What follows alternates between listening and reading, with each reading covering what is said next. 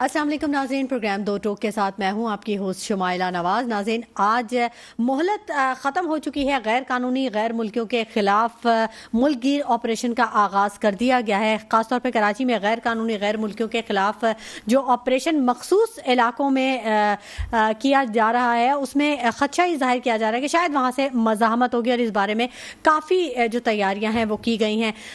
दूसरी जानिब current account खसारा है, दरामदात कम, महसूलात, सरमायाकारी ज़्यादा, मुआशी आशारिये क्या दिखा रहे हैं, इस पर बात करेंगे। क्या जनवरी में मुल्क में आम इंतखाबात होने जा रहे हैं? इनकाद मुमकिन हो सकेगा? साफ और शफाफ इंतखाबात के हवाले से क्या इतलात हैं, क्या तैयारियां हैं? साथ ही साथ इस पर भी बात करेंगे कि नवाज लीग कहती है कि पीपीपी और पीटीआई अगर मिल जाती है, इनमें इत्तफाक हो जाता है तो हमें कोई प्रॉब्लम नहीं है, यानी नून लीग को कोई मसला नहीं होगा। महंगाई ने आवाम को पीस के रख दिया है। डॉलर की कीमतों में, पेट्रोलियम मसनूआत की कीमतों में कमी वाक़या हुई है, लेकिन अशिया खुरोनोश की कीमतों में कोई कमी नहीं है। कहीं कोई रिलीफ नहीं मिला आवाम को। क्यों? गैस की कीमतों में इजाफा हो गया है। घरेलू सार्फिन के लिए 172% से ज़ायद गैस जो है वो महंगी हो चुकी है। मुसद्दिक मलिक साहब का ये कहना है कि गैस तो महंगी होगी, क्योंकि अगर कोई मुल्क महंगी गैस खरीदेगा तो फिर सस्ती नहीं दे सकता। ये मुसद्दिक साहब के अल्फाज हैं। दूसरी जानिब पेट्रोल और डीजल की कीमतों में कीमत को बरकरार रखा गया है, जबकि हुकूमत ने मट्टी का तेल और लाइट डीजल सस्ता कर दिया है। क्या फ़वायद हासिल होंगे? दूसरी जानिब जो आलमी मंजरनामा है, गज़ा की जो सूरत हाल है, इस पे ज़रूर आज बात करेंगे। गज़ा में इसराइली हमले, आलमी मंडी में खाम तेल की कीमत दुगनी होने का भी खदशा जाहिर किया जा रहा है। मेरे साथ स्टूडियोज़ में मौजूद हैं मोहसिन काज़मी साहब, तज्ज़ियाकार हैं, फौजान खत्री साहब माहिर मुआशियात हैं, हमारे साथ स्टूडियोज़ में मौजूद हैं, जबकि नुमान रिजवी साहब तज्ज़ियाकार हैं और उन्होंने हमें ऑन कॉल ज्वाइन कर लिया। आप तीनों हज़रात का बहुत शुक्रिया कि आपने अपने वक्त में से हमारे लिए वक्त निकाला। गुफ्तगू के सिलसिले को आगे बढ़ाएंगे। मोहसिन काज़मी साहब, मैं आपसे पूछना चाहूँगी, मोहलत अब ख़त्म हो चुकी है। गैर मुल्की और जो गैर कानूनी तौर पे मौजूद थे मुल्क में, मुल्क गिर ऑपरेशन इसके लिए जारी है। कैसे देखते हैं आप सूरत हाल को? कहीं मज़ाहमत का खदशा भी जाहिर किया जा रहा है कराची में ख़ास तौर पे। अच्छा, बड़ी अच्छी बात तो ये है कि अभी तक तो कोई मज़ाहमत कहीं हुई नहीं है जी, ठीक है। और ज़ाहिर है कि गैर मुल्की लोग हैं और इसके अंदर अमीर ज़्यादा कम हैं, गरीब ज़्यादा हैं, ठीक है, तो ये मुज़ाहमत नहीं करेंगे। ज़्यादा से ज़्यादा ये कि मोहलत मांगेंगे, थोड़ा टाइम और मांगेंगे। और ये कि हमने अभी इनकी बहुत खिदमत की, एक तवील अरसे से इन्हें रखा हुआ। जब रशियन इन्वेंशन वही थी काबुल के अंदर, जब से आए हुए हैं, और क्या कहते हैं, मैं समझता हूँ कि जितने भी यहाँ आबाद हैं उनकी तादाद, तो प्राइम मिनिस्टर साहब बता रहे थे, मुझे तो हैरत हुई। 40 साल का अरसा तो मेरा ख्याल हो चुका है जी। 40 साल का अरसा तो हो चुका है नेपाल से। 50 ईयर्स, वो मैं बता रहा हूँ। प्राइम मिनिस्टर साहब जो मौजूदा है उन्होंने कहा कि हम 50 साल से 50 लाख लोगों की खिदमत कर रहे हैं। ये उनके अल्फाज थे अभी चंद दिन पहले। हाँ। तो इसमें से अगर जाएंगे भी तो मैं समझता हूँ 5 to 10% जाएंगे। अच्छा, कैसे जाएंगे? 50 लाख तो नहीं आप निकाल सकते, क्योंकि आहिस्ता आहिस्ता आपने फिर खुद कहा कि जिनके पास शनाख्ती कार्ड है उनको नहीं परेशान करेंगे, जिनके पास कागजात हैं उनको नहीं परेशान करेंगे। तो इस तरह होते होते जो है मामला जो है, अभी तक तो तकरीबन 1 लाख तो चले गए हैं। और ये अगर 1 करोड़ में से 1 लाख गए लोग तो ½ करोड़ रुपए थे। अच्छा। 50 लाख ना? अच्छा, ठीक। 50 लाख में से जो मतलब सरकारी आदादशुमारे में अंदाजा है, ठीक है। अच्छा, खैर मैं इस प्रोग्राम पे पहले भी गुफ्तगू कर चुका हूँ। मैं ये कहता हूँ कि इनमें जो लोग यहाँ पर आके तिजारत कर रहे हैं उनको डिस्टर्ब ना किया जाए। अच्छा, उनका ऐसे अफगानी आप एक्सेप्ट कर लें, उनको उनके पेपर सही कर दें, क्योंकि मुल्क की माशियत में वो एक अच्छा किरदार अदा करेंगे। पूरी मार्केटें हैं इनकी। हाँ, हर बड़ी मार्केट, कपड़ों की मार्केट, इलेक्ट्रॉनिक की मार्केट, हर बड़ी चीज की मार्केट पे अफगानियों का कब्जा है। मैं तो हाँ, तो बात ये पाकिस्तान की ये रिवायत रही है कि जब तक जराइम फल फूल ना जाए ये कोई एक्शन नहीं उठाते। अच्छा, है ना? देखे ना, जराइम की भी मार्केट बन गई है। नहीं, मतलब यही कह रहा हूँ ना, या तो आपको उसी वक्त ईरान का स्टाइल, ईरान के पास भी है, महदूद कर देते एक लिमिटेड एरिया तक, अपने कैंप में महदूद किया हुआ है, स्पेशल कार्ड बना के दिए हुए हैं, उनकी निगरानी करते हैं। लेकिन काउंटर चेक है, मादर पिदर आज़ादी नहीं दी हुई है उन्हें। हमारे ये अब आप देखें माशाल्लाह हर जगह, हमें कोई खुशी नहीं इनको यहाँ से निकालने की, लेकिन बहरहाल अब उनकी हुकूमत आ गई ना, अब तो उनकी حکومت ہے, اب تو وہاں پہ کسی اور معاملات بہتر ہو گئے, حالات بہتر ہو گئے. آج ہی ان کے وزیر اعظم نے تیاری کر لی ہے کہ جو لوگ آئیں گے ہم ان کو سیٹل کریں گے, تو جانا چاہیے اس کے اندر. دوسری کہ ہمیں افغانستان سے کوئی دشمنی نہیں ہے, پڑوسی ملک ہے, لیکن افغانستان کا جتنا ساتھ پاکستان نے دیا ہے نا.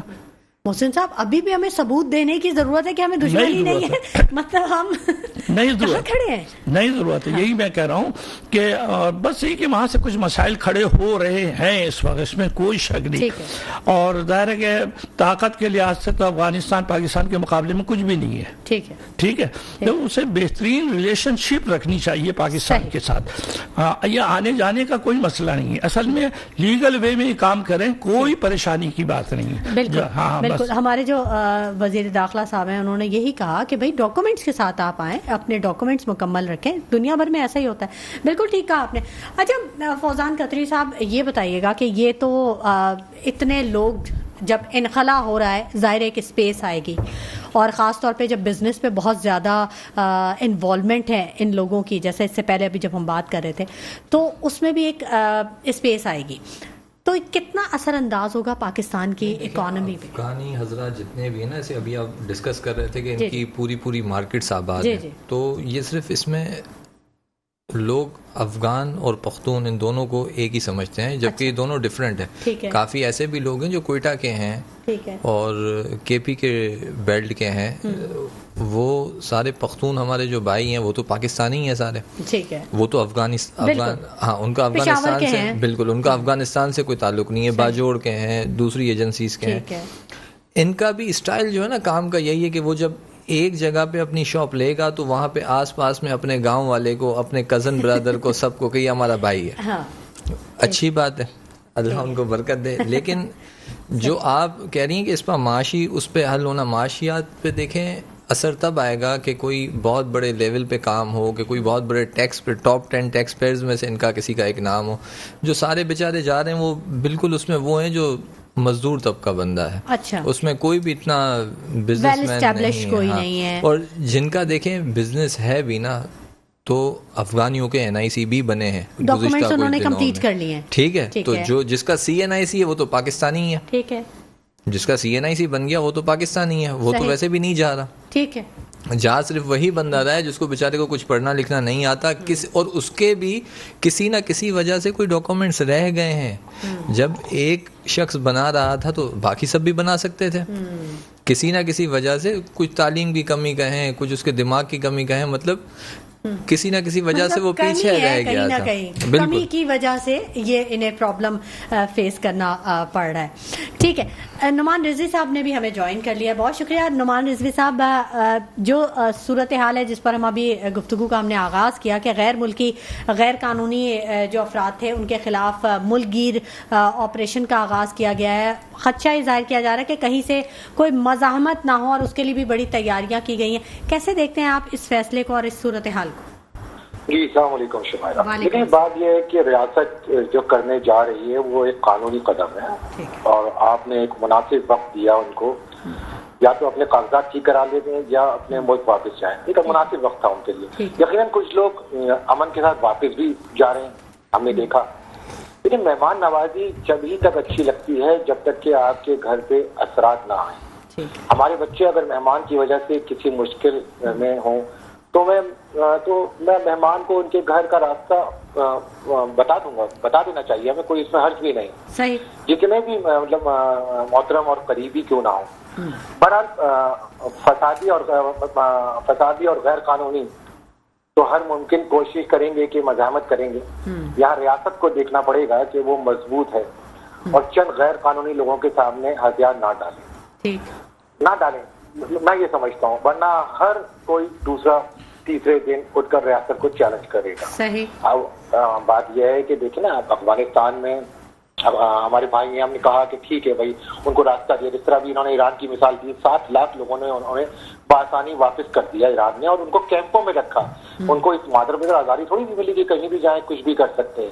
لیکن جو آپ مزاحمت کی بات کر رہی ہیں کہ دیکھیں, میں نہیں سمجھتا کہ ملک کے کسی حصے میں مزاحمت ہوگی, لیکن کراچی شہر ایک ایسا شہر ہے جو جسے کہتے ہیں نا کہ جہاں کسی کا کچھ پتہ ہی نہیں ہے. ایک بڑی تعداد میں جرائم پیشہ عناصر موجود ہیں اور اب سے نہیں کافی عرصے سے موجود ہیں اور انہوں نے اپنے پنجے کاٹ لیے ہیں.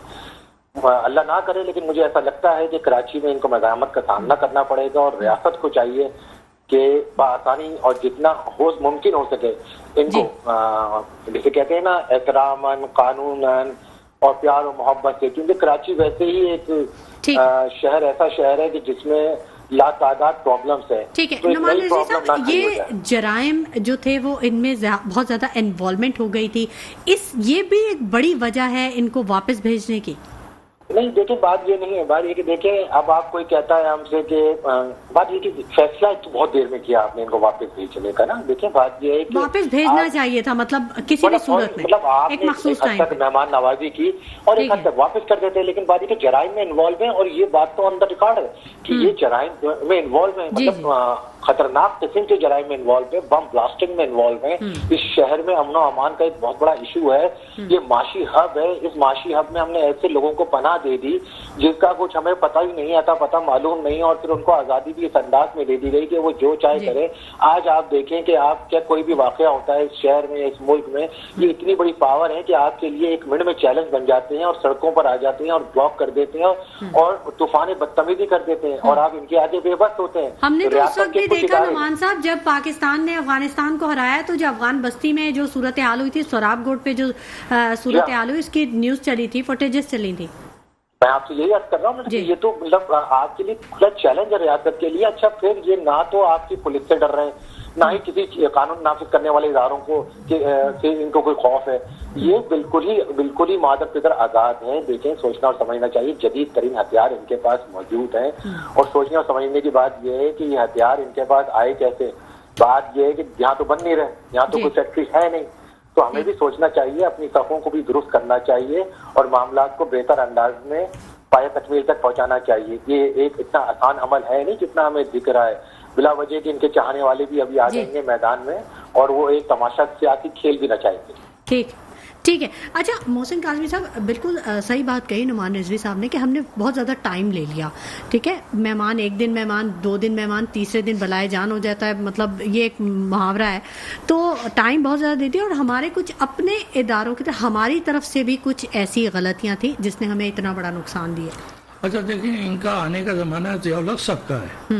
ضیاء الحق صاحب کی تقریریں اٹھا کے دیکھ لیں, یہ بھائی ہے, فلاں ہے, فلاں. امریکہ اور پاکستان ایک ساتھ تھا, اس وقت جنگیں لڑ رہے تھے. تو یہ ٹائم بینگ اگر ان کو سپورٹ کیا تھا تو میری سمجھ میں آتا ہے کہ آپ مہاجروں کو 1 سال 1.5 سال کے لیے رکھ لیں, سمجھ میں آتا ہے, دنیا میں ایسے ہی ہوتا ہے. لیکن اگر آپ نے ان کو اتنے عرصہ دے دیا, اتنا طویل عرصہ کہ 3-4 جنریشن ان کی ماشاءاللہ. لیکن دیکھیں نا محسن صاحب, اگر ضیاء الحق صاحب نے اگر کوئی غلطی کی, بالفرض انہوں نے اگر کسی کو فری ہینڈ دے دیا, تو ان کے بعد تو ایک عرصہ 50 سال کا عرصہ گزر گیا. کسی کو بھی یہ سمجھ نہیں تھی, اتنی گورنمنٹس آئیں, کسی نے بھی اس پہ اسٹیپ فارورڈ نہیں کیا. دیکھیں اس کا مطلب ہے سب ان کے ساتھ. دیکھیں ایوب خان ہوں یا ضیاء الحق صاحب ہوں یا مشرف صاحب ہوں, یہ پاور والے لوگ تھے, یاد رکھیے. ان کے پاس بڑا اختیار تھا. یہ چاہتے تو کالا باغ ڈیم بھی بنا دیتے. جو سویلین ہمارے آئے ہیں بھٹو کے بعد جو ہیں, ذوالفقار علی بھٹو کے بعد یا بینظیر کے بعد جو ہیں, ان میں اتنا دم خم نہیں, نہ اس پہ توجہ دیتے ہیں. یہ اپنا ٹائم پاس کرتے ہیں, 3-4 سال 5 سال گزاریں گے اور آپ دیکھ لیجیے کہ اب کیسی بولیاں آ رہی ہیں سمجھ میں. پاور اور پیسہ بس, پاور اور پیسہ بس. مطلب ملک سے اس معاملے میں تھنک ٹینک نہیں ہے آپ کیا کسی جماعت کے اندر. اتنی بڑی بڑی پولیٹیکل پارٹیاں ہیں اور بلین سے کوئی تھنک ٹینک نہیں ہے جو ان کو ایڈوائز کرے. تو آپ کو 2 چیزوں پہ ابھی بھی توجہ دینی ہے. ایک آپ نے داخلہ پالیسی, ایک خارجہ پالیسی. آپ کی داخلہ پالیسی اچھی ہوگی تو خارجہ بھی اچھی ہوگی, اور خارجہ اچھی ہوگی تو داخلہ مضبوط ہوگی. یہ دونوں ایک دوسرے کی بہن بھائی ہیں. اس پر توجہ آپ دیں اور اس میں کوئی رعایت نہیں ہونی چاہیے. اداروں کو چاہیے یہ نہ دیکھیں کہ کون اس میں افیکٹڈ ہو رہا ہے, آپ سیدھی طرح اسٹرانگ طریقے سے. اور یہ کام میں آپ کو بتا دوں کہ ہمارے کیا ابھی جیسے ہمارے چیف جنرل صاحب نے, جنرل عاصم صاحب نے ایک ایکشن لیا اور دیکھیں ڈالر تھوڑا نیچے آیا, کچھ مہنگائی کم ہوئی. 16 مہینے کی حکومت میں کچھ نہیں ہوا, 1 پیسہ کم نہیں ہوا, 1 ڈالر کم نہیں ہوا, 1 پیسہ پیٹرول کا کم نہیں ہوا. اب کیسے ہو رہا ہے جبکہ یہ گورنمنٹ لمیٹڈ اختیارات کے ساتھ آئی ہوئی ہے. تھوڑا بہت تو چلیے کر رہی ہے, ان کو یہ کریڈٹ تو دینا پڑے گا. میں کہتا ہوں یہ نگراں حکومت ان سے بہت بہتر ہے. لیکن اب بات یہ کہ 16 مہینے سے 16 مہینے والوں سے بہت بہتر ہے. میں انہی کی بات کر رہا ہوں, انہی کی بات. اب ان کا مسئلہ یہ کہ یہ جو بھی اس وقت ذمہ دار ہیں انتہائی آنیسٹی کے ساتھ عوام کے فیصلے کا احترام کریں, شفاف الیکشن کرائیں, آزادانہ الیکشن کرائیں.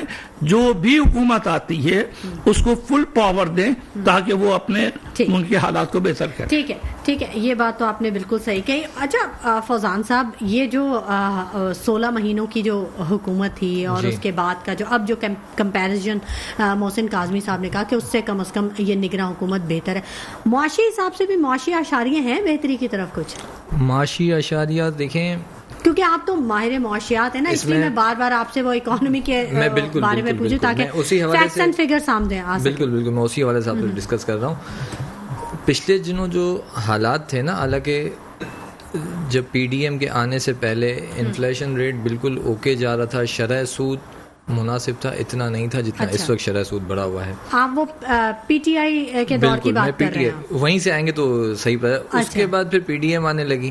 جب سیاسی استحکام نہیں رہتا نا, کون ہے کون نہیں ہے نہیں پتا ہوتا, تو انویسٹمنٹ مارکیٹ سے غائب ہو جاتی ہے. اچھا, آپ تو کیونکہ بڑی گہری نظر رکھتے ہیں اکانومی پہ, پی ٹی آئی کی جو گورنمنٹ تھی اس وقت جی ڈی پی کتنا تھا؟ 6 پوائنٹ سم تھنگ تھا کچھ. بالکل, جی ڈی پی اس وقت بہتر تھا. اچھا, پھر اس کے بعد جب یہ 16 مہینے کی حکومت ان کی آئی ہے تو اس میں جی ڈی پی ریٹ کافی کم ہو گیا تھا, پلس شرح سود بھی بڑھا دی تھی, اور مہنگائی جتنی بڑھی ہے وہ تو سب کے سامنے ہے. اور جو خزانہ تھا وہ کتنا تھا؟ خزانے میں پیسہ تھا کچھ یا خالی؟ خزانے میں دیکھیں کافی, کیونکہ پی ڈی ایم تو یہ کہتی ہے کہ خزانہ خالی تھا. 16.2 بلین ڈالر آپ کے خزانے میں تھے, اور آج آپ کے پاس 4.5 بلین ہے, وہ بھی دوسروں کے, یعنی وہ بھی دوسروں کے. اور اس وقت کرنٹ جو صورتحال ہے, آج یا کل میں کوئی آئی ایم ایف کا وفد, اس کی کوئی اپڈیٹ ابھی تک میرے پاس نہیں آئی ہے, لیکن یکم یا سیکنڈ کو آنا تھا اس نے. اگر وہ اس وقت دیتا, اس وقت بھی جو صورتحال ہے بالکل نارمل اسموتھ نہیں ہے. نہیں, اس وقت بھی جو ہماری صورتحال ہے کہ ڈالر نیچے آ رہا ہے, پیٹرول کچھ نیچے آیا ہے. اگر آئی ایم ایف ہم پہ مہربان ہو گیا اور اس نے آئی تھنک 80 بلین ڈالرز اس نے دینے ہیں, وہ آ گئے تو ہی ہمارے معاملات حل ہوں گے, ورنہ ڈالر پھر 300 سے اوپر ہو جائے گا. $1.83 بالکل, ڈالر پھر 300 سے اوپر. اب یہی تھی نا, یہ دیکھیں اس کی ڈیڈ لائن تھی, جب ریزروز نہیں ہوتے بینکس کے اندر تو روپے کی قدر کم ہو جاتی ہے اور ڈالر کی قدر بڑھ جاتی ہے. ٹھیک ہے, لیکن اس کے یہ پرماننٹ مسئلے کا حل یہ نہیں ہے. اس کا بہتر حل یہ ہے کہ حکومت کو ایسی پالیسیز بنانی چاہیے, چاہے کوئی بھی حکومت آتی ہے, کیئر ٹیکر گورنمنٹ ہو یا آنے والے دنوں میں کوئی بھی اچھی گورنمنٹ آتی ہے, اس کو یہ پالیسی بنائے کہ ہماری ایکسپورٹ پہ جب تک توجہ نہیں دیں گے تب تک جو ہے بالکل کوئی مسئلے کا حل نہیں ہوگا. فیکٹریز کو چلنا چاہیے, فیکٹریز کو چلنا چاہیے, ایکسپورٹ ہوگی تو ہی دیکھیں ڈالر کی انپٹ ہوگی. فیصل آباد بند ہو گیا, ملتان بند ہو گیا, وزیر آباد بند ہو گیا. ٹھیک ہے ناظرین, گفتگو کا سلسلہ جاری رہے گا اور ہم بات کرتے رہیں گے جو صورتحال ہے, کیا مسائل ہیں اور ان کا کیا حل نکالا جا سکتا ہے. تھنک ٹینک تو نہیں ہے, لیکن جو ہمارے پاس تھنک ٹینک ہے ہم ان سے ضرور اپنے مشورے اور گفتگو کے سلسلے کو جاری رکھیں گے.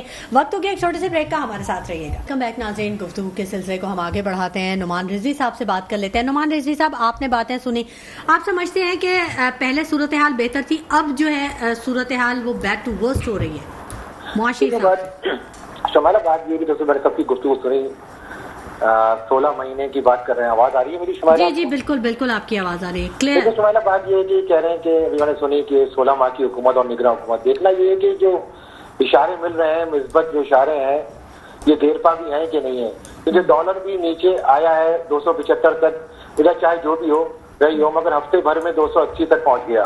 ظاہر ہے جب لین دین ہی ڈالر میں ہو تو خسارے بھی اسی حساب سے پڑے گا. جب تک مستحکم حکومت نہیں آئے گی ہماری معیشت مضبوط نہیں ہو پائے گی. آئی ایم ایف وغیرہ اسٹیبلشمنٹ کے ذریعے نگرانوں کو نگرانی کر تو رہی ہے, کروا تو رہی ہے, دیکھتے ہیں کب تک کرواتی ہے. بات یہ کہ چاہیں گے تو اور اگر IMF چاہے گی تو چند سکے آپ کی جھولی میں ڈال دے گی اور جب چاہیں گے آپ کو جو ہے اپنے فیصلوں پہ نچوائیں گے. اور مطلب کہنے کی بات یہ ہے کہ ایسی جگہ پر ہٹ کی جاتی ہے جس کا براہ راست تعلق عوام سے ہوتا ہے. میں سمجھتا ہوں IMF کو یہ بات سوچنی چاہیے کہ اس طرح کی شرائط رکھیں جس سے جو بوجھ ہے جو وہ قرضہ دیتے ہیں اس سے عوام جو مڈل اور لوور کلاس عوام ہے اس پر زور نہ پڑے. بے شک قرضے دیں وہ, لیکن اپنے قرضوں کے ساتھ یہ شرائط بھی رکھیں کہ بیسک چیزیں جو نیڈ ہے قوم کی, عوام کی ملک کے اندر, اس پہ اثر انداز نہ ہو. نعمان صاحب وہ تو کہتے ہیں کہ بھائی آپ امیروں پہ بوجھ ڈالیں, غریبوں پہ نہ بوجھ ڈالیں. نہیں, اس کی شرائط رکھ لینا. دیکھیں باجی کے بولنا اورلی ہے نا, تو یہ تو آپ کو پتا ہے پاکستان ہمارے یہاں تو سبھی ماشاءاللہ کتنے ذہین لوگ ہیں. بڑی مشکل سے جو آپ نے ذکر کیا ابھی جیسے تھنک ٹینک کا, تو بڑی مشکل سے میں سمجھتا ہوں اس ملک کے اندر 50 لوگ ہیں جو اس ملک کو رن کر رہے ہیں اور وہ گھوم پھر کے وہی ایک مخصوص طبقہ ہے جو اس ملک کو رن کر رہا ہے. تو وہ اپنے حساب سے پالیسیز بناتے ہیں, انہیں فکر و فاقہ تو ہے نہیں کیونکہ وہ گراؤنڈ سے واقف ہی نہیں ہے ان کو, تو وہ اپنے حساب سے پالیسیز میک کرتے ہیں جس کا نقصان عوام کو بھگتنا پڑتا ہے. تو میں سمجھتا ہوں کہ IMF کو اپنی شرائط میں باقاعدہ یہ بات کلاس میں ڈالنی چاہیے کہ بھائی عوام پر بوجھ نہیں پڑنا چاہیے اور غریب آدمی کے جو ہے اس کا اثر انداز نہ ہو.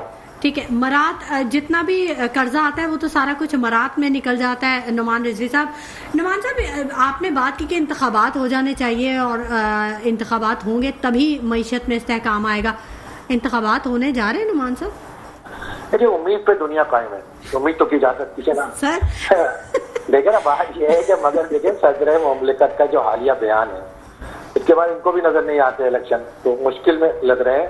اگرچہ الیکشن کمیشن بہت واضح انداز میں کہا ہے کہ الیکشن اب وقت پر ہوں گے, امید تو ہے, مگر دنیا کے جو حالات چل رہے ہیں جو سینیریو ہے تو ذرا مشکل لگ رہا ہے مجھے بہت سے. بہرحال ایک مستحکم حکومت ملک کی ترقی کے لیے ضروری ہے, مگر کیا آپ کو لگتا ہے کہ اپنوں کو, بیگانوں کو, سب کو ایک پیج پہ لے کے لایا جا سکتا ہے الیکشن سے پہلے, اور ان لوگوں کو بھی منایا جا سکتا ہے جو ناراض ہیں اور جو اپنے ہیں, جو پرائے ہیں؟ دیکھیں الیکشن ملک میں کسی پارٹی کے لیے مینج نہیں کیا جاتا, پوری قوم کے لیے مینج کیا جاتا ہے. اور جو قوم جو ہے وہ تمام سیاسی پارٹیوں کو جس کو کہتے ہیں برابری کی بنیاد پر جو ہے اس کو مواقع دینے چاہیے.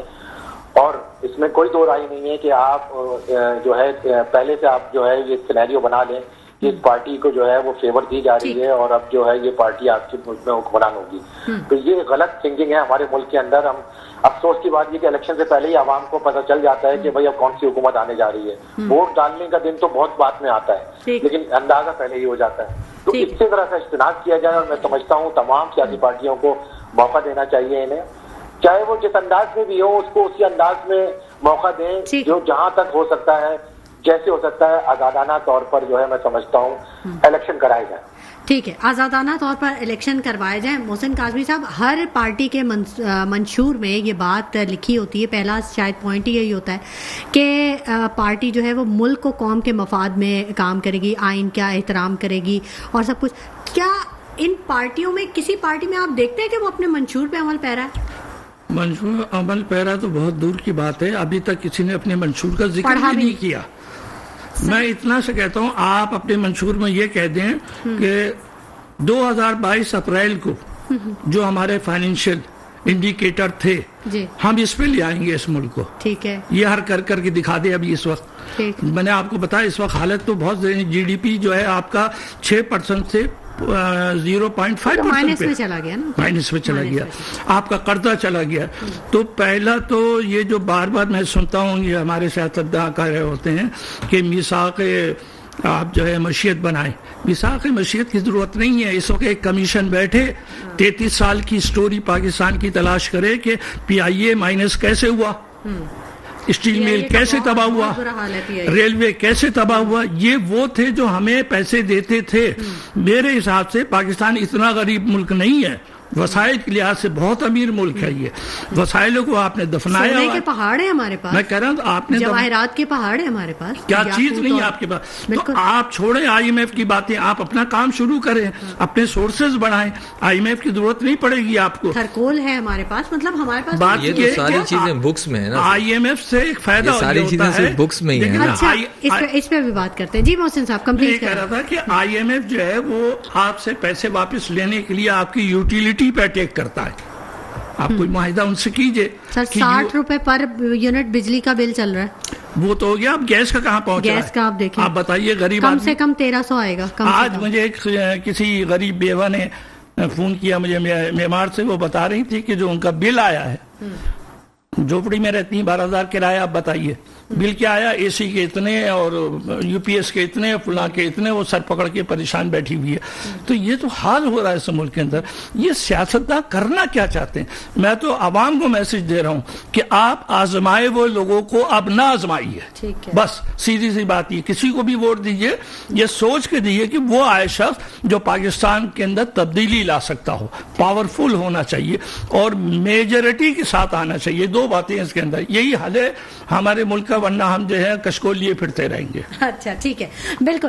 اچھا فوزان صاحب, جو بات آپ نے درمیان میں کہی تھی کہ یہ سب بکس میں ہیں, یہ ریکوڈیک, ٹتھان, یہ سب بکس میں ہے, تھرکولز, یہ سب بکس میں ہے, یہ ایگزسٹ نہیں کر رہا کہیں پہ؟ دیکھیں بالکل ایگزسٹ تو کر رہا ہے, لیکن ہم اس کو یوٹیلائز نہیں کر رہے ہیں نا, یوٹیلائز نہیں کر رہے, عوام کو اس میں کوئی بھی بینیفٹ نہیں ہو رہا. اب جیسے کہ ابھی ہمارے دونوں دوستوں نے کہا, کاظمی صاحب نے بھی اور رضوی صاحب نے بھی, کہ غریب پہ ہی بوجھ پڑتا ہے. ٹھیک ہے, کسی نہ کسی طرح گھوم پھر کے آئی ایم ایف کہتا ہے کہ امیروں پہ بوجھ ڈالو. آئی ایم ایف ایسا کچھ حقیقتاً نہیں کہتا. آئی ایم ایف کہتا ہے ہمارے جو ڈیپریسیشن ہے اس کو آپ ہمیں کہیں سے پورا کر کے دو. ٹھیک ہے, اب ڈیپریسیشن وہ کبھی ہمیں بلوں کی شکل میں ہم دیتے ہیں, کبھی گیس کی بلوں کی شکل میں دیتے ہیں, کبھی ہم کسی اور ٹیکسز کی بلوں کی شکل میں دیتے ہیں, کبھی ہم بینک کی ٹرانزیکشن پہ دیتے ہیں. اس کو حکومت کا پھر جہاں پہ دل ہوتا ہے وہاں پہ وہ اپنے حساب سے اس کو فٹ کر دیتی ہے, کیونکہ آئی ایم ایف کا پریشر اسپیسیفک کسی کی کچن پہ نہیں ہوتا, نہ کسی ایک انڈسٹری پہ ہوتا ہے. وہ کہتی ہے ہمارے ڈیپریسیشن جو ہے وہ آپ پورے کر کے دو, کیونکہ آئی ایم ایف جب تک دیکھتی نہیں ہے کہ آپ اس لائق ہو یا ان چیزوں کو آپ صحیح یوٹیلائز کر رہے ہو, وہ آپ کو قسطوں میں پیسے ادا کرتے ہیں. جتنا اس نے لون اپروو کیا, جتنا بھی ہے وہ 10 بلین, پھر 10 بلین, تب جا کے وہ 8 سے 10 ایک ساتھ میں دیتے ہیں. اس کی وہ اپڈیٹ لیتے ہیں کہ یہ آپ نے کہاں پہ یوٹیلائز کیا, ریٹرن اس طرح کرو گے, آپ کی انسٹالمنٹ یہ آنا باقی ہے. وہ سارا چیک اینڈ بیلنس کر کے کرتے ہیں. جب ہمارا ڈیپریسیشن وہیں پہ رہے گا, G D P rate minus پہ آ چکا ہے, تو ڈیفینیٹلی ہمارا قرضہ بھی بڑا ہے. شرح سود جو اتنا بڑھا دیا ہے اس کا امپیکٹ ہمارے قرضے پر بھی ہے. 22% چل رہا ہے. ٹھیک ہے. ہاں, اور اب تو سننے میں تو یہ آ رہا ہے, وومرز ہیں, اس کا حقیقت سے کوئی تعلق ہے یا نہیں ہے, لیکن وومرز جو ہیں وہ 24-25% کی ہیں. اچھا 35% پہ جانا ہے, نہیں 24-25 کا سنا ہے, 35 کا تو نہیں سنا. بڑھایا نہیں, ابھی بڑھا رہے تھے. ٹھیک ہے. اچھا نعمان رضوی صاحب, نواز لیگ کا بیان بڑا آ گیا. انہوں نے کہا کہ جی پیپلز پارٹی اور پی ٹی آئی اگر یہ دونوں مل جاتے ہیں, ان میں اتحاد ہو جاتا ہے, تو ہمیں کوئی فرق نہیں پڑنے والا. آپ دیکھتے ہیں کہ نون لیگ کو کوئی فرق نہیں پڑے گا اگر پیپلز پارٹی اور پی ٹی آئی مل جاتے ہیں تو؟ لیکن میاں صاحب کا جو استقبال ہے نا, تو وہ تو اندازہ ہو گیا نا, سب کو اندازہ ہو گیا. جو استقبال اور جلسے سے اندازہ تو کیا جا سکتا ہے نا جی کہ وہ جو غیبی طاقتیں ہیں کس کے ساتھ ہیں جی. تو ان کی پریشانی بنتی نہیں ہے. وہ کہتے ہیں کہ صحیح ہے تم بھی مل کے دیکھ لو, کیونکہ وہ بڑے اچھے, بڑے بہتر انداز میں انگلینڈ سے واپس آئے اور بڑے مضبوط معاہدوں کے ساتھ آئے. اسٹرانگ پوزیشن پہ ہے. اسٹرانگ پوزیشن میں سنا ہے ایسے بھی, مطلب یہ کہ وہ لوگ دنیا میں کہتے ہیں نا کہ ہوتے ہیں لوگ دنیا میں, سنا ہے ایسے بھی ہوتے ہیں لوگ دنیا میں کہ جن سے ملیے تو تنہائی ختم ہو جاتی ہے. تو ہماری اسٹیبلشمنٹ ایسی ہے جس کے ساتھ ہو وہ تنہا کیسے رہ سکتا ہے. تو اب تنہائی تو ہے نہیں میرے صاحب کے لیے. وہ کہہ رہے ہیں کچھ جو چاہے آپ بولیں, ان کو کوئی فکر نہیں پڑتی. وہ بہت مضبوط انداز میں آئے, ان کی باڈی لینگویج اور آپ نے دیکھ لیے ان کے ساتھ جو اداروں کے تیور ہیں وہ کتنے بہترین انداز میں چینج ہو گئے ہیں, اور وہ جیسا چاہ رہے ہیں, جادو کی چھڑی ایسا لگتا ہے کہ ان کے پاس ہے, جہاں چاہتے ہیں وہ جو گھماتے ہیں اور جیسا چاہتے ہیں ویسا ہو جاتا ہے. تو یہ تو ہمارے اس ملک میں رہا ہے نا کہ آج آپ کی باری, آج اس کی باری. دیکھیں میں آپ کو زبردست بات بتاؤں جی, ہمارے یہاں جو اسٹیبلشمنٹ ہے وہ ایسی محبوبہ ہے کہ وہ جس کو چاہتی ہے اپنے جال میں اور اپنی اداؤں میں اپنا بنا لیتی ہے, اور جس کو چاہتی ہے اپنی نظروں سے اتار کے پھینک دیتی ہے. اور جس کی طرف وہ مائل ہو جاتی ہے لوگ اس کی تعریفیں کرنا شروع کر دیتے ہیں, اور جس کو وہ جھڑک دیتی ہے وہ اس کی برائیاں کرنا شروع کر دیتے ہیں. تو ہمارے ملک میں تو یہ 75 سالوں سے ہو رہا ہے. وہ اپنے ارد گرد گھماتی ہے اسٹیبلشمنٹ سیاسی لوگوں کو, اور سیاسی لوگ اس کے جو ہے وہ پیار میں پاگل ہو جاتے ہیں جب تک اس کے ساتھ ہوتے ہیں. جب وہ جھڑک دیتی ہے تو اس کی برائیاں کو شروع کر دیتے ہیں. یہ عام سی بات ہے. تو نعمان رضوی صاحب, عوام کہاں موجود ہے ان سارے سینیریو میں جو پس رہی ہے, وہ اس کے لیے کون ہے, وہ کس طرف دیکھے؟ بات یہ ہے کہ دیکھیں عوام, آپ کوشش تو سب کر رہے ہوتے ہیں نا. بات یہ کہ 50-75 سالوں سے جی رہے ہیں, مر تو نہیں گئے نا.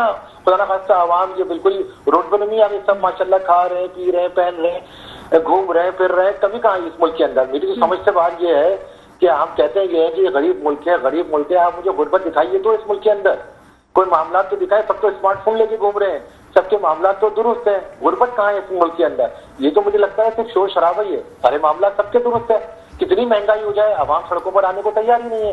کتنا ہی کچھ ان کے اوپر آپ مصیبتیں ڈال دیں, بجلی کے بل کی صورت میں, گیس کے بل کی صورت, ایون کچھ کوئی جو روز مرہ کی چیزیں, خرید و فروخت کی چیزوں میں جس کی جو مرضی آتی ہے وہ اپنے حساب سے بیچ رہا ہوتا ہے. کوئی چیک اینڈ بیلنس نہیں ہے. لیکن عوام کو فرق تو نہیں پڑ رہا نا. اس کا مطلب ہے کہیں نہ کہیں معاملات تو عوام کے درست ہیں, پریشانی تو کوئی نہیں ہے عوام کو. اگر بھائی اتنی زیادہ پریشانی ہے تو آ جاؤ سڑکوں پہ. سڑکوں پہ نہیں آ رہی عوام, اس کی کیا وجہ ہے؟ اس کی وجہ کوئی نہ کوئی تو ہے. صحیح بالکل عوام کو اس کا جواب دینا چاہیے. اچھا نعمان صاحب, ایک میں آپ سے یہ بھی سوال پوچھنا چاہوں گی کہ یہ ایم کیو ایم بڑا پاور شو کر رہی ہے, بیک ٹو بیک ان کے شوز بڑے پاور فیل ہوتے ہیں, عوام کی قوت کا بڑا مظاہرہ کیا جا رہا ہے ان کے جلسوں میں.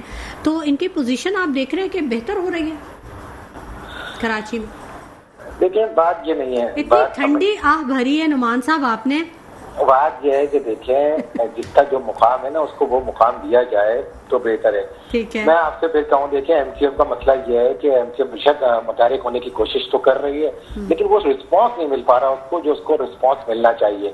یہ ان کے بھی لوگ خود کہہ رہے ہیں یہ بات, اور وہ دیکھ بھی رہے ہیں کہ دیکھیں جتنی محنت ایم کیو ایم کر رہی ہے اس کا رسپانس ان کو نہیں مل رہا. آخر وجہ کہاں ہے, پرابلم کہاں پر ہے؟ دیکھیں بات یہ ہے کہ اگر آپ ایک اچھے سے ایڈمنسٹریٹر کو لیڈر بنانے کی کوشش کریں گے تو وہ لیڈر نہیں بن سکتا. وہ اچھا ایڈمنسٹریٹر تو بن سکتا ہے لیکن وہ لیڈر نہیں بن سکتا. تو یہ ہماری ریاستی اداروں کو سوچنا چاہیے کہ دیکھیں جس کی جو جگہ ہے, جس کا جو مقام ہے, اس کو وہ مقام دے دو.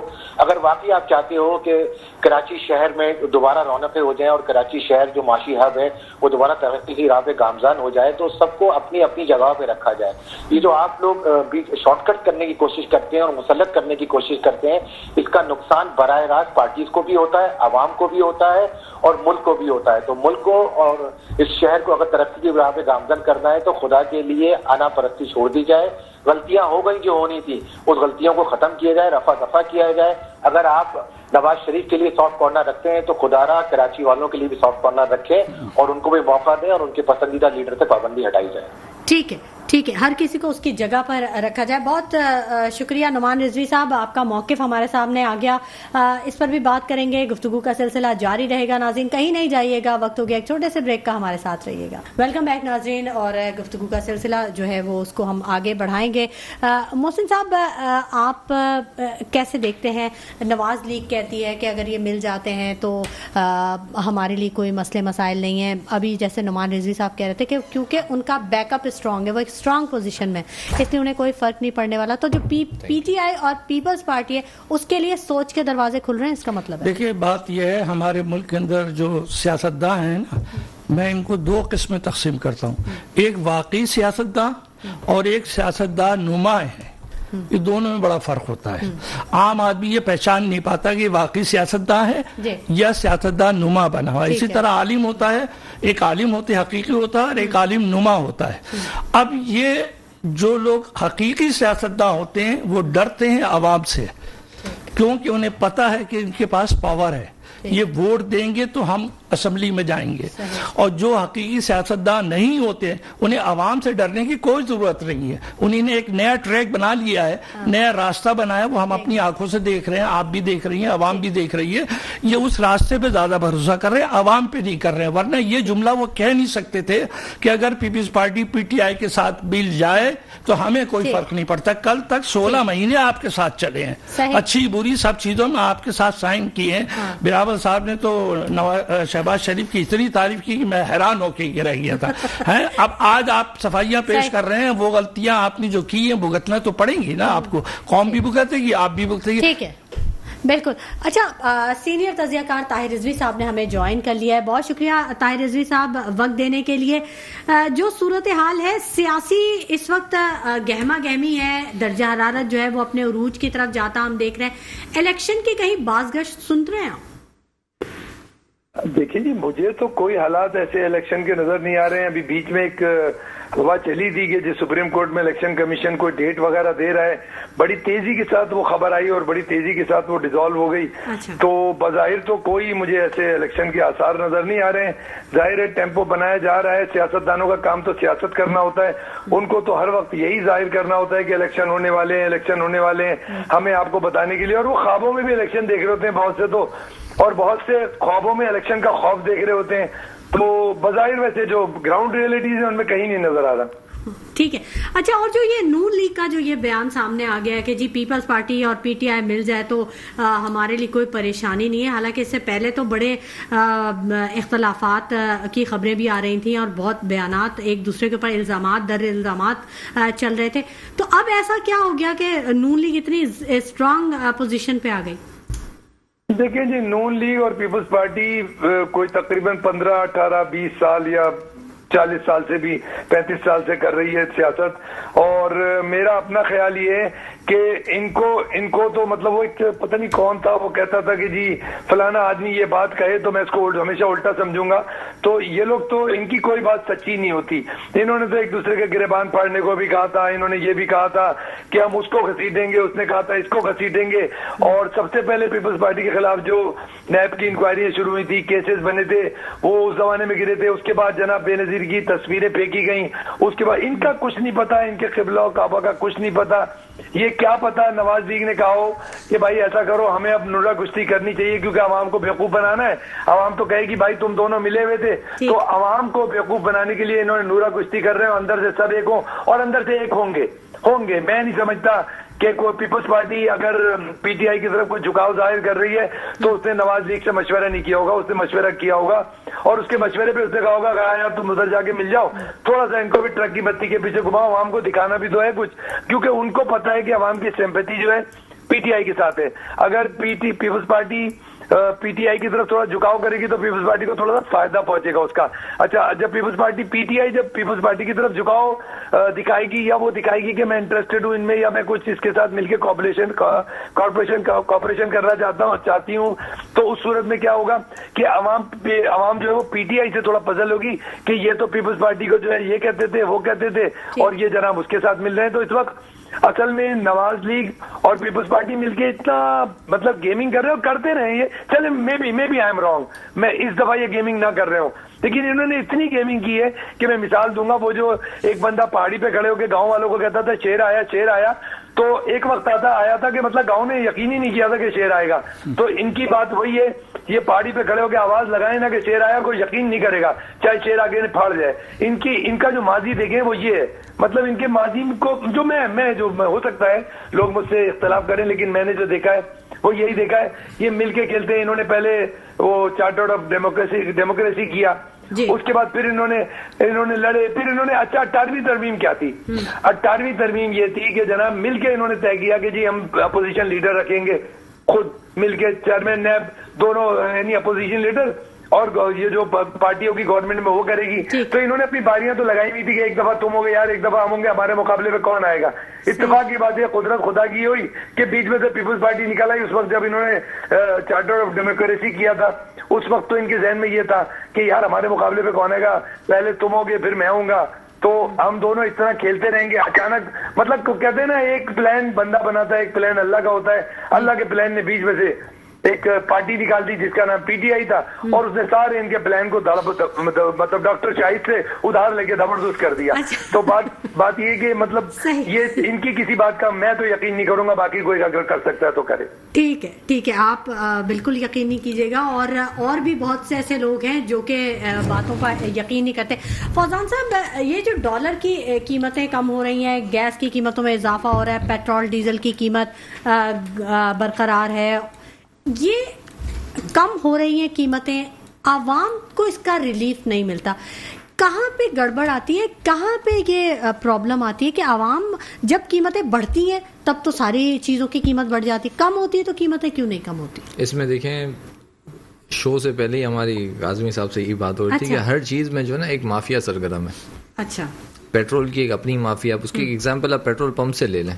ٹھیک ہے کہ جب پیٹرول کے ریٹ بڑھ رہے ہوتے ہیں تو کوئی پیٹرول پمپ بند نہیں ہوتا. وہ میرے خیال سے 12 میں 5 کم پہ وہ پیٹرول کے ریٹ بڑھا دیتا ہوگا, لیکن جب پیٹرول کے ریٹ کم ہو رہے ہوتے ہیں تو شام سے ہی سارے پیٹرول پمپس بند ہو جاتے ہیں. وہ کہتے ہیں پیٹرول ہے ہی نہیں. ہاں, وہ بالکل شام سے ہی وہ پیٹرول یا وہ دوسرا ان نہیں کرتے یا اس کو روک دیتے ہیں یا اسٹرائک کی طرف جا رہے ہوتے ہیں, سمجھ میں نہیں آتا. لیکن آپ کو پیٹرول میں پبلک کو بالکل پرابلم ہو رہی ہوتی ہے, کسی کی بائکوں میں پیٹرول نہیں ہے, گاڑیوں میں نہیں ہے, تو وہ بیچارے دھکے دے رہے ہوتے ہیں. تو اب اسی طرح ہر تمام چیزوں میں ایک مافیا ہے. لیکن جہاں تک دیکھیں گیس کا سوال ہے, بجلی کا سوال ہے, اس کا تعلق تو ہمارے حکمرانوں سے ہی ہے. ٹھیک ہے, یہ کوئی پرائیویٹائز کمپنیاں تو ہیں نہیں. ٹھیک ہے, اس کا تعلق آئی ایم ایف سے ہے. جب آئی ایم ایف کا پروگرام اچھا بجے گا, اس کے وہی ڈیپریسیشن کم ہوں گے, تو ہی ان چیزوں میں ریلیف آئے گا. لیکن کے الیکٹرک ان تمام مافیاز میں سے, بزنس مین ایک مافیا الگ, تیل کی مافیا الگ, پیٹرول کی الگ, گیس کی الگ, لیکن سب سے بڑی مافیا جو ہے نا وہ کے الیکٹرک ہے. سب کا باپ ہے وہ. بالکل اس نے سمجھ لو مافیاز میں پی ایچ ڈی کر لی ہے نا, اس کو تو کوئی کچھ کہہ ہی نہیں سکتا. ٹھیک ہے, کوئی کچھ اس کو کر ہی نہیں سکتا. وہ یہ تو شکر ہے کہ ان کے گھروں کے اندر اگر کوئی بیمار ہو جائے نا, یہ تو اللہ کا شکر ادا کریں گے. وہ صرف ابھی یونیفارم کے ہی پیسے لے رہے ہیں. ٹھیک ہے, اپنے گھروں کے بچوں کے پیمپر کے, ٹھیک ہے, گھروں میں کوئی میڈیکل کے, وہ پیسے بھی اگر لینا شروع کر دیں گے ہم کیا کریں گے. کوئی کچھ کہہ سکتا, وہ کسی کے انڈر میں نہیں آ رہے کیا؟ نہیں دیکھیں, اس کے بیچ میں وہ کہاں ہے وفاقی حکومت؟ نہیں, اس میں بوجھو تو جانے. اس کے اندر اگر واقعی میں حکومت یا کوئی ایسا ایک ادارہ بنے جو اس کو بالکل اچھی طرح سیریس طریقے سے ٹٹولے, تو اس میں سے تو بہت کچھ نکلے گا. اس کی جڑیں کہاں کہاں جائیں گی کہ میرے خیال سے سارے اچھے خاصے لوگ اس میں ہل جائیں گے. اچھا, بڑے بڑے نام آ جائیں گے, بڑے بڑے مگرمچھ آ جائیں گے. دیکھیں کوئی تو بات ہے نا جس کی پردہ پوشی ہے. ٹھیک ہے, ہاں, کوئی تو ایسا راز ہے جس کی پردہ پوشی ہے. نقاب پوشوں پہ سے آپ نقاب ہٹانا نہیں چاہ رہے. اچھا نہیں, میں نہیں, یہ تو سسٹم ہی ہمارا نہیں ہٹانا چاہ رہا. آپ ہٹا بھی دی جائے تو کوئی فرق نہیں پڑے گا. یہ آپ کو بتا دوں. طاہر رضوی صاحب, آپ سمجھتے ہیں کہ مافیاز کو کھلی چھوٹ دی گئی ہے؟ جی الحمدللہ, پاکستان میں مافیا کو نہ صرف کھلی چھوٹ دی جاتی ہے بلکہ انہیں پروموٹ کیا جاتا ہے, ان کی آبیاری کی جاتی ہے, ان کو پانی دیا جاتا ہے, ان کو باقاعدہ تناور درخت بنایا جاتا ہے. تو اس سے تو میں ایگری کروں گا کہ ہر جگہ آپ ساری باتیں چھوڑ دیں. آپ کراچی میں احمد جناح روڈ چلے جائیں, وہاں پر ایک مافیا ہے جو کہ گورنمنٹ کی پارکنگ بیچتی ہے. وہ گورنمنٹ کی پارکنگ پہ بیٹھا ہوا ایک پرائیویٹ آدمی, اور وہ 50-100 روپے لوگوں سے لے رہا ہوتا ہے. چھوڑ دے باقی تو جو ڈرگ مافیا ہے, جو گندم مافیا ہے, جو چینی مافیا ہے, وہ تو بہت بڑے ہیں. ان کی تو بات ہی چھوڑ دیں, ان کو تو کوئی کچھ کہہ ہی نہیں سکتا, لوگوں کے پر جلتے ہیں. لیکن میں تو چھوٹی چھوٹی بتا رہا ہوں کہ یہ جو پارکنگ مافیا ہے, یہ جو قبضہ مافیا ہے, آپ کراچی کی بہت ساری روڈوں پہ میں آپ کو لے کے چلوں جہاں پر دونوں سائڈ پر پتھارے اور ٹھیلے ہوتے ہی نہیں. ابھی میں گیا ہوں ایک جگہ, ایک بڑی مشہور جگہ ہے یہاں پر میریٹ روڈ, میں اتفاق سے بہت دنوں بعد وہاں گیا. ایک آدمی نہیں چل پا رہا تھا, اس طرح روڈ کو بالکل گھیر لیا ہے. تو کیا خیال ہے, وہ پتھارے دار ایسے بیٹھ گیا آگے؟ ایسے نہیں بیٹھا, وہاں پر باقاعدہ بھتا جاتا ہے, اس کو, اس کو, کے ایم سی کو, پولیس کو, اور کہاں کہاں بھتے جاتے ہیں. تو یہاں تو ہم تو مافیا پیدا کرنے والا ملک ہے, ہم تو مافیا کو پروموٹ کرتے ہیں. ہمارے یہاں سب مافیا, ہو سکتا ہے میں بھی کہیں مافیا ہوں, تو یہ تو مطلب مافیا ہے, ایگزسٹنگ ہے. مافیا کی کاشت کی جاتی ہے. جی بالکل کاشت کی جاتی ہے, اور نہ صرف دنیا کے ملکوں میں مشہور ہوں گے, ہم چاہیں تو ہم ایکسپورٹ کرتے ہیں یہاں سے. لیکن مصیبت یہ ہے کہ دوسرے ملکوں نے مافیا کی امپورٹ پہ پابندی لگائی. طاہر رضوی صاحب, ہمارے ملک کی کرپشن کی کہانیاں تو سبجیکٹ وائز, پروجیکٹ وائز پڑھائی جاتی ہیں یورپین کنٹریز میں. جی, تو کرپشن سے میں کہوں گا کہ کرپشن کو بھی, مطلب کرپشن بھی اب جو ہے نا وہ خوش شرمندہ ہوتی ہوگی کہ مجھے کہاں کس ملک میں چھوڑ دیا گیا ہے. مطلب ایکچولی دیکھیں, corruption is a of mafia, یعنی مافیا جو ہے نا, مافیا کرپشن سے پروان چڑھتا ہے. کرپشن جو ہے وہ ایک بیج ہے اور مافیا اس کا پودا ہے. جب کرپشن ہوتی ہے, جب وہ ایک آدمی ناجائز وہاں پہ کھڑے ہو کے پارکنگ لے رہا ہوتا ہے لوگوں سے, اور 100 روپے, اور آپ ان کو, اگر آپ ان کو پیسے نہ دیں, ان سے جھگڑا کریں, وہ آپ کو گاڑی نہیں کھڑی کرنے دیں گے. ٹھیک ہے, بالکل ایسا ہی ہے, بالکل ایسا ہی ہے طاہر رضوی صاحب. اچھا, کرپشن مافیا کو پروموٹ کرتا ہے, مافیا کو پیدا کرتا ہے. ٹھیک ہے محسن صاحب, آپ نے داخلی پالیسی اور خارجی پالیسی کی بات کی تھی. آپ نے کہا تھا ایسی پالیسیز بنانی چاہیے. غزہ پہ جو اسرائیلی حملے ہو رہے ہیں اس میں ہماری خارجہ پالیسی کا کیا کردار ہے؟ کوئی ہماری خارجہ پالیسی واضح ہی نہیں ہے. اگر واضح ہوتی ابھی تک میاں نواز شریف نے مذمت نہیں کی، کوئی ریکارڈ بتا دیجئے. اسحاق ڈار صاحب نے سینٹ میں کھڑے ہو کے ضرور ایک چھوٹا سا بیان دے دیا، کوئی جلوس نہیں نکلا، کوئی تحریک نہیں نکلی. ہونا تو یہ چاہیے تمام پاکستان کی پارٹیاں مل کر اکٹھا ہو کے فلسطین کو سپورٹ کریں. ہر 1 گھنٹے کے اندر 7 آدمی شہید ہو رہے ہیں، یہ ریشو ہے وہاں کا. جن میں سے 5 بچے اور 1-2 الجزیرہ کی رپورٹ ابھی تازہ ترین میں بتا رہا ہوں، یہ حال ہے وہاں پہ. اچھا وہاں پہ وہ غزہ والی ایک بچی تقریر کر رہی تھی، وہ بڑا اچھا جملہ کہہ رہی تھی کہ ہمیں پیسے نہیں چاہیے، ہمیں ہاتھ سے مال نہیں چاہیے، ٹھیک ہے، ہمیں سپورٹ چاہیے، مورال سپورٹ چاہیے. مورال سپورٹ کیسے ملے گی؟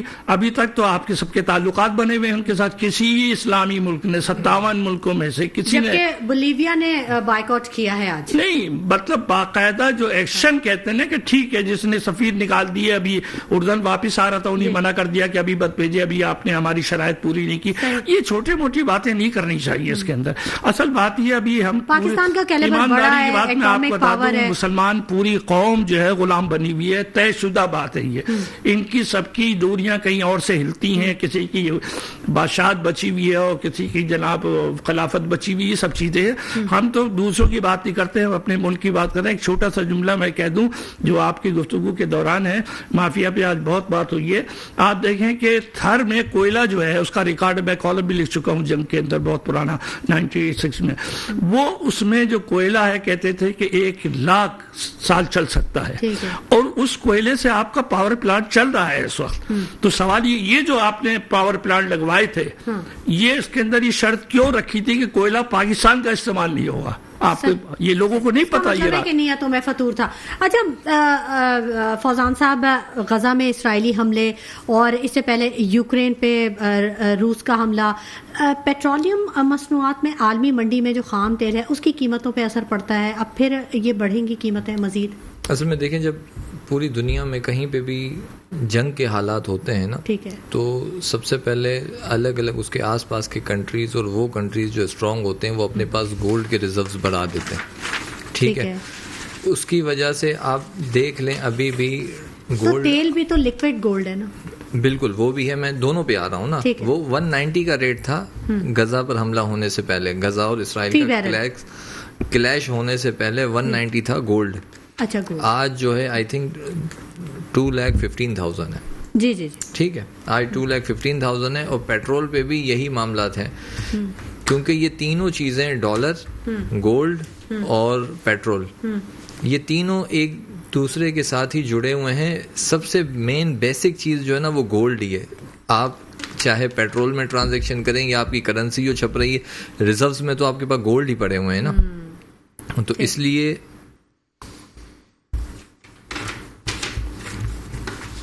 جی 2,11,000 کا ہو گیا آج. ہاں بالکل 2,11 کی ہے.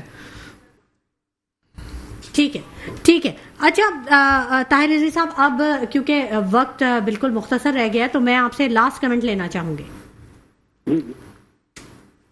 دیکھیں بات یہ کہ جہاں تک تعلق ہے اس کا سونے کی قیمتوں کا یا یہ تو دیکھیں ہمارے ملک کی اکانومی مضبوط ہوگی، ہمیں سونا کچھ بھی نظر نہیں آئے گا، ہمیں پیٹرول کچھ نہیں نظر آئے گا. ہم اپنی اکانومی کو مضبوط کر لیں تو یہ بڑے چھوٹی چھوٹی سی چیزیں ہیں جن کو ہم ہینڈل کر سکتے ہیں.